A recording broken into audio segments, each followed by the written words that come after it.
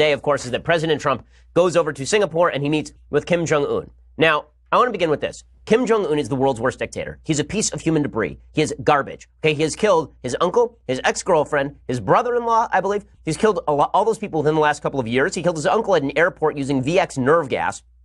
He has 25 million people living in his slave state. He has 200,000 people living in his gulags. He is just sheer garbage. And he is generation number 3 of sheer garbage in the Kim family. A North Korean defector talked a little bit on television yesterday about the people in North Korea and the fact they don't even know that they're slaves because they've never seen the outside world. In order to understand how horrible North Korea is, you have to understand that at night, when you take a photograph from space of North Korea versus South Korea is all lit up like a Christmas tree. In North Korea, there's one light, and it is at Kim Jong-un's palace. Legitimately. Okay, here's what a defector from North Korea said about North Korea. How bad was it in North Korea when you were there? It's hard to say because I thought I never knew my country was isolated. People in North Korea, they don't know that they are slaves.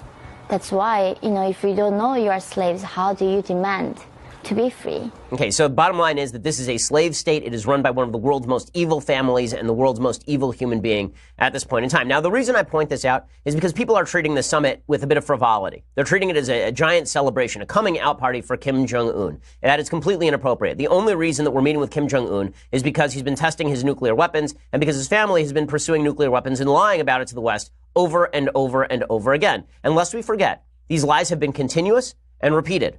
Okay, the Kim family has lied no less than 8 times since 1992 to the American government about denuclearization.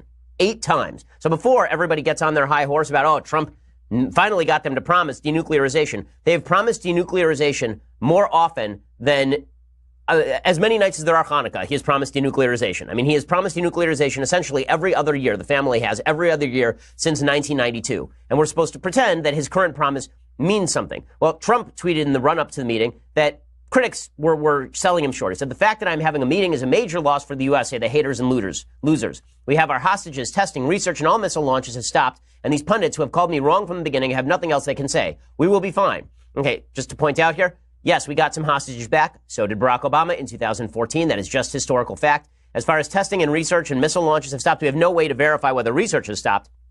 Testing has stopped at the nuclear mountain because they imploded their own nuclear mountain, and their missile launches have stopped because they don't want to set off President Trump in the run-up to the meeting. Right? That's the idea here. And President Trump then continues, and he says, meetings between staffs and representatives are going well and quickly, but in the end, that doesn't matter. We will all know soon whether or not a real deal, unlike those of the past, can happen.